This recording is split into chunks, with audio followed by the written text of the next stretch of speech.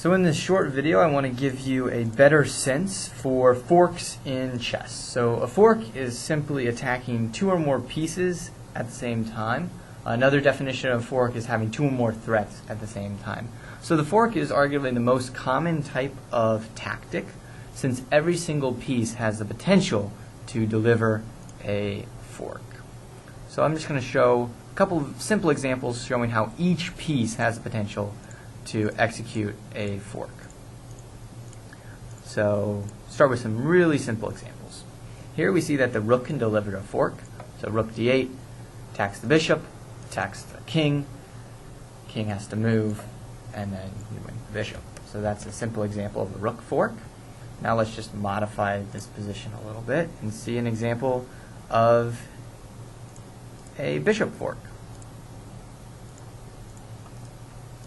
So here in this position, the bishop can deliver a fork. If it's black to move. If it's black to move, the bishop can deliver a fork. So bishop f3, attacking the king with check, and also attacking the rook. So that's an example of how a bishop can deliver a fork. And of course, we know that the knight can deliver a fork. So here's a very common knight fork example where it comes in and attacks the king and the rook at the same time. So we've seen the rook, the knight, the bishop. Now let's take a look at the queen. So in this position, the queen can deliver a fork. So queen d4 would attack both the king and the rook at the same time. Pawns can also deliver forks.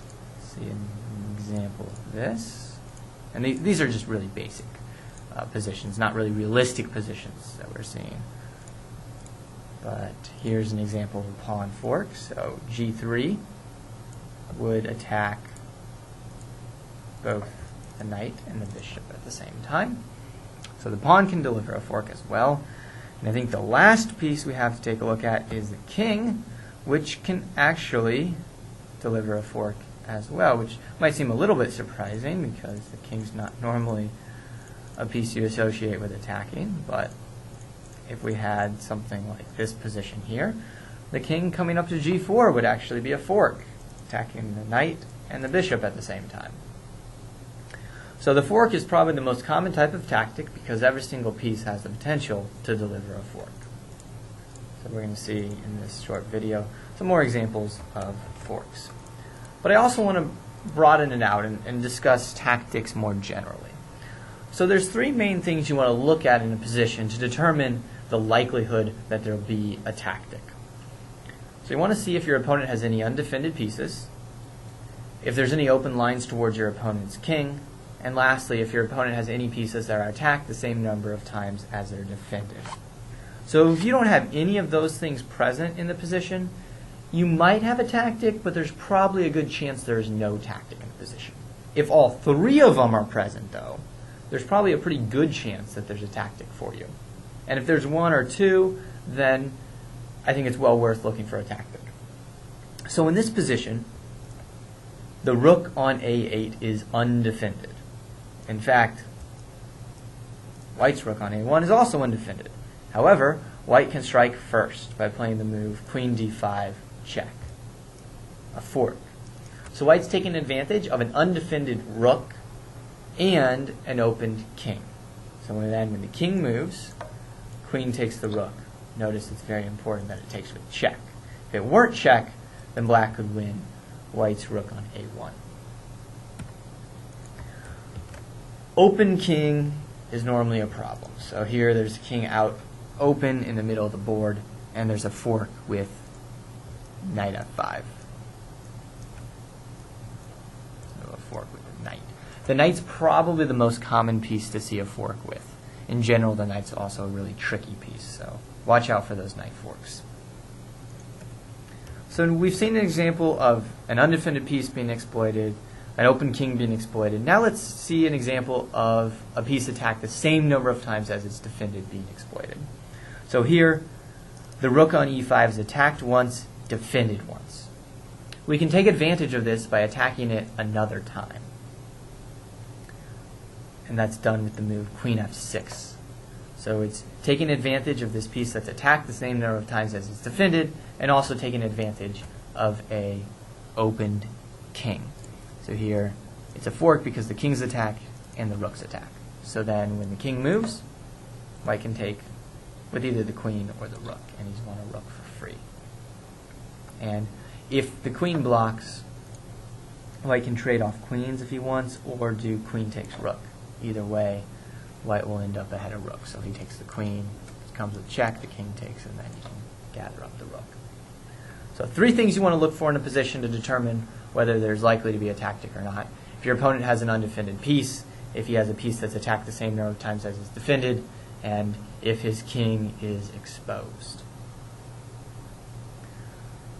So now it's your turn. I'm going to set up this next position, and I want you to go ahead and pause the video at this time. Try to identify if your opponent has undefended pieces, or an opened or weakened king, or a piece that's attacked the same number of times as it's defended, and then try to solve the fork. So white to move, pause the video at the time, and try to do all of those things. And then once you're done, unpause the video. So pause the video at this time. So I'm assuming you've paused the video, and you've hopefully figured out that the knight on e8 is undefended, and that the king is a little bit exposed. And hopefully you've come up with the fork, queen f8 check. Notice that the bishop defends the queen gives a check and attacks the knight, so that when the king moves away, you can win the knight for free. Now you might have seen another fork here, queen e6, attacking the king and the knight, but this is not safe. You would drop your queen. Let's see another example. So we're going to see a total of 5 of these tactics for you to solve. The first one, and now here we have the second one. So white to move, pause the video, try to identify any of those 3 weaknesses, and see if you can spot the fork.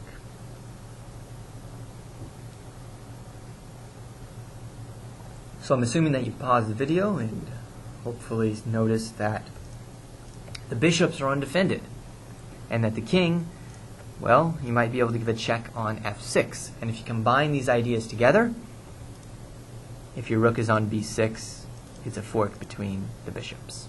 So the correct move here is rook f6 check.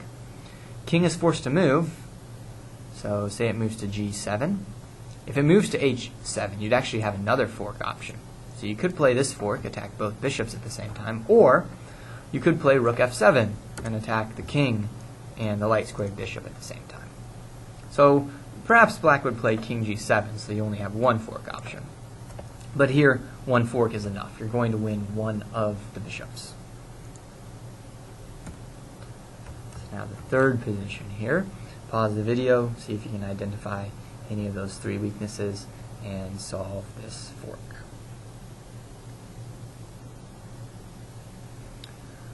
So the knight on e4 is undefended, and the bishop is exposed along this diagonal.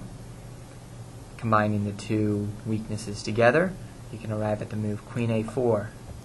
This gives a check, and the knight is defended, or is attacked, I mean. It's undefended and attacked by the queen. So regardless of whether black blocks the check with, say, queen d7, or moves his king away, you're going to be able to win the pawn on e4.